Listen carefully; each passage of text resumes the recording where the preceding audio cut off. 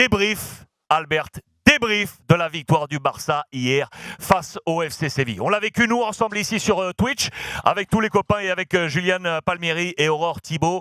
Un homme au cœur de ce match. Il y en a eu plusieurs. On va parler de Dembélé, on va parler de d'autres joueurs. Mais un homme a frappé fort. Pedri, à la une de Sport, MVP de ce match. Il a à peine 18 piges. Il porte le numéro 10 avec la sélection espagnole. Peut-être l'année prochaine le numéro 8 historique d'Iniesta au Barça.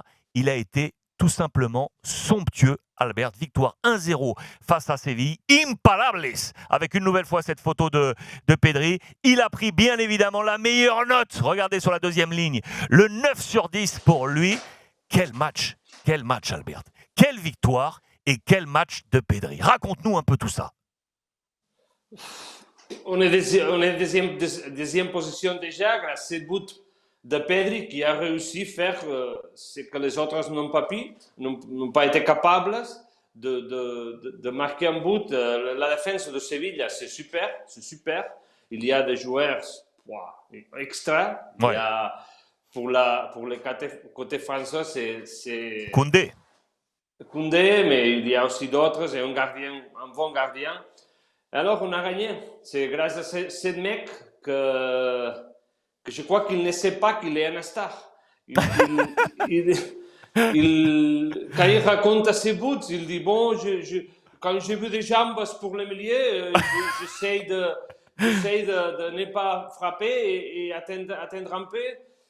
Il fait la chose plus facile, si facile que c'est incroyable. C'est incroyable ce joueur qu'il n'a que 19 ans et on se demande s'il va être le nouvel leader moi je crois que oui. de cette équipe. Moi je crois que oui. Moi sur quelques matchs, j'ai l'impression qu'on peut dire qu'il est le nouveau leader. Je sais que tu veux dire que, et comme Xavi, attention, gardez prudence, blablabla, ok, il ne faut pas trop le charger. Mais il est très, très froid. Le but, deux feintes de frappe, il attend de trouver le bon hueco, il a vu le bon trou et il frappe. Si Messi marque ce but, ça fait le tour du monde. Ça fait le tour du monde. C'est ça. Ouais, c'est ça. Mais il y a une chose que Xavi l'a dit, bon, je le comparais quelquefois avec Andrés Iniesta, ouais. mais Andrés, il a dit, mais Andrés, il parlait plus que Pedri. Oui. Oh, alors quoi? Il ne dit rien. C'est l'antithesis du glamour, ce joueur.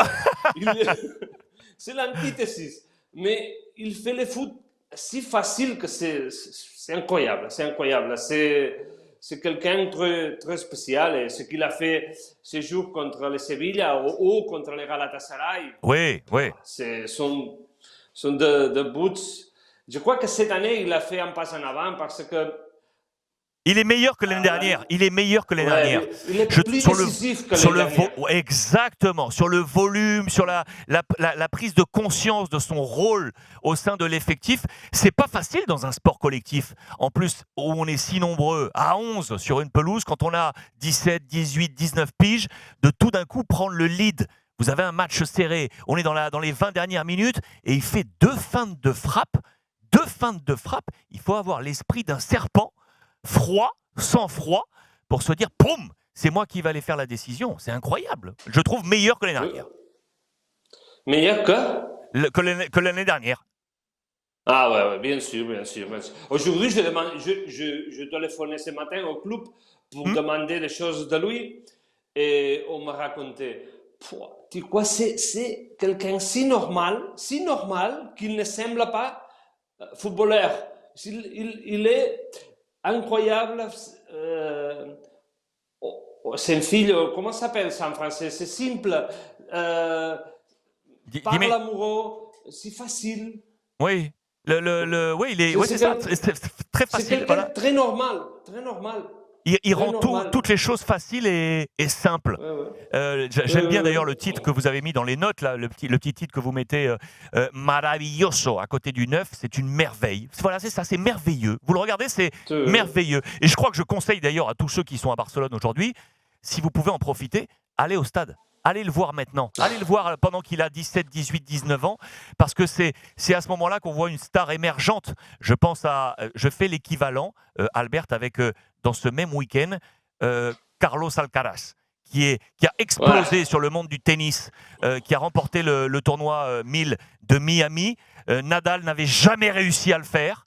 Lui, il est arrivé, il est meilleur que l'année dernière, il est en train d'exploser. L'année dernière, il était 130, 140e mondial. Là, il est déjà top 11. Il est top 11, le gamin. Et d'après moi, on a un peu l'émergence de deux gars là qui vont porter le sport espagnol dans peu de temps. Et je pense que Pedri, la force qu'il a, c'est qu'il le fait dans un sport collectif. Et c'est pas si simple que ça. Hein. C'est super ce que tu dis.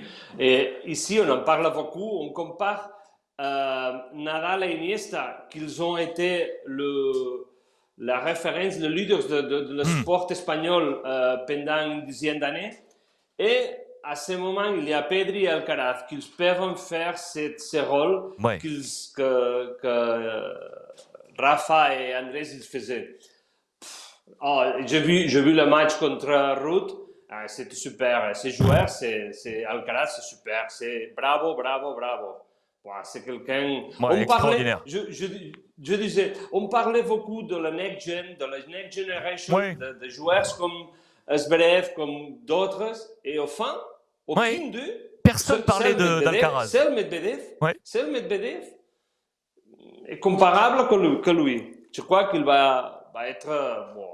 Ouais, je crois que on va pas vendre la peau de l'ours, mais je pense que Nadal a trouvé son successeur et son digne héritier. Personne ne sera comme Rafa Nadal, parce que aller gagner autant de Roland-Garros, je pense qu'il faut être un extraterrestre pour le faire. Mais Alcaraz est peut-être un joueur plus complet pour aller chercher à jeune, hein, parce que aujourd'hui Nadal est un joueur complet, mais Alcaraz déjà d'entrée jeune et très très complet. Je pense qu'il va pouvoir aller chercher des titres un peu partout. Je reviens au Barça, Albert.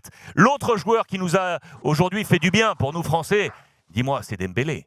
Qu'est-ce qui lui est arrivé là ? Écoute, le mosquito, il s'est piqué tout seul. Il s'est piqué lui-même pour se mettre le virus. Et il est parti comme une balle. Je l'ai trouvé magnifique. Défensivement, offensivement. Il lui a manqué encore le dernier petit truc, peut-être, le dernier petit geste.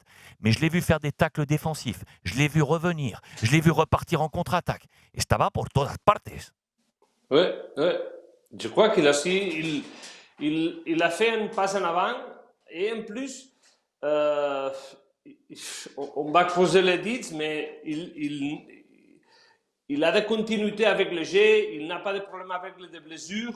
On a l'impression qu'il se sent fort et on va voir qu'est-ce qu'il va passer avec son contrat parce qu'il y a la possibilité d'aller PSG ou de rester ici. Le club, le sport, il a annoncé, je crois que c'était la semaine dernière que le Barça, il appelait pour première fois à ses agences pour essayer de trouver un accord.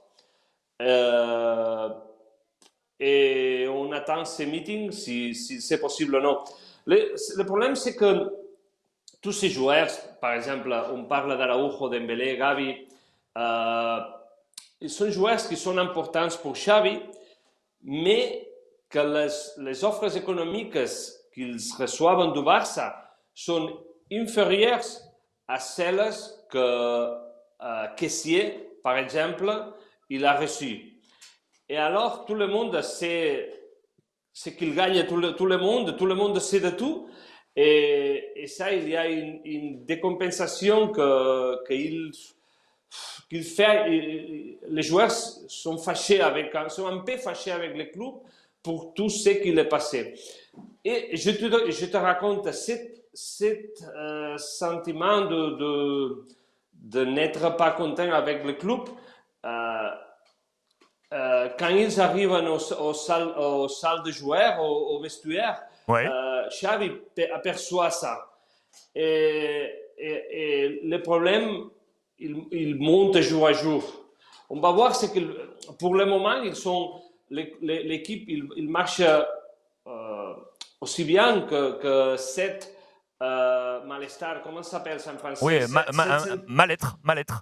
Mal-être n'arrive pas à la surface. mais il est au-dessus de tout et il y a un peu, chaque jour un peu plus de mal-être. On va voir s'ils vont arriver à un accord, si le club va payer ce qu'ils demandent ou non. Mais ça, c'est un moment important. C'est intéressant ce que tu nous dis là parce que si je reste en plus sur le débrief du match et cette victoire face à Séville, c'est vrai que quand on a vu le but de Pedri, au-delà de la libération et pour pouvoir prendre les 3 points, on a vu Xavi sur le bord de la pelouse exulter. On a vu le Camp Nou exulter. On a vu Dembélé applaudi. Dembélé applaudi. Il était sifflé il y a quelques semaines. Là, c'est l'intelligence de Xavi pour dire à Laporta précis. Voilà, j'étais en train de gagner le bras de fer. Tu vois que les gens l'aiment, gardons-le. Il nous apporte ce qu'il faut. Il y a une bataille effectivement interne. On l'a senti, bataille avec, je dis ça avec des guillemets, bien évidemment, et des pincettes. Mais tu nous dis que Xavi sent que le mal-être dans le vestiaire est en train de monter et qu'attention à ce que cela n'explose pas. Et pour l'instant, les résultats et cette deuxième place permettent de garder encore le tout un peu soudé. C'est ça, hein? Oui, c'est ça. Je ne sais pas si ça va exploser ou non, parce que si Araujo, Gavi et Dembélé sont joueurs qui sont titulaires à ce moment, ou ils jouent beaucoup de minutes, tous sont des jeunes joueurs, sont passagers, ne sont pas quelqu'un qui a une hiérarchie historique dans les clubs. On va voir qu'est-ce qu'il va passer, mais c'est vrai qu'il y a ce sentiment que, bon, avec le club, on a des problèmes, on nous demande un effort économique, et après, ils vont à voir que peut-être c'est un bon joueur, mais il ne sera pas titulaire, il viendra à apporter, mais il ne sera pas... Les rôles qu'on lui va demander à Cassier, c'est les mêmes qu'il avait Keita, Seydou Keita en avant. Exact. C'est le même. Il va sortir, il va entrer, mais il ne va pas être un titulaire tous les matchs. Alors, les clubs, ils lui offrent, je crois que sont 6,5 net. 6,5 millions d'euros net. Ouais, et ça, c'est beaucoup plus que ces joueurs, l'offre que le club il a fait à ses joueurs. Et tu le rappelles, tu nous l'avais dit également la semaine dernière, Albert, il y a d'ailleurs Hugo sur le chat, regarde, qui le rappelle et qui nous dit, qui nous parle de la valeur de Ferran Torres, parce qu'on sait que c'est ce joueur qui a mis en place la nouvelle valeur échelle salariale. Il est arrivé pour 55 millions d'euros et son salaire fait que tous les jeunes joueurs et ceux qui sont en renégociation se sont basés sur lui. Maintenant, la deuxième base qui arrive, c'est Kessié. Et donc, il y a 2 bases salariales qui font que ceux qui sont en égo aujourd'hui, on l'a compris, c'est ce que tu nous dis, Albert, sont en train de dire, attendez les amis, moi je veux la même chose. Moi je veux la même chose qu'eux, sinon je m'en vais. C'est ça. Oui, c'est ça. C'est comme ça. Exact. C'est ça. Ferran Torres, ça c'est le mercato à suivre pour le Barça. On aura un deuxième chapitre mercato dans quelques minutes, Albert.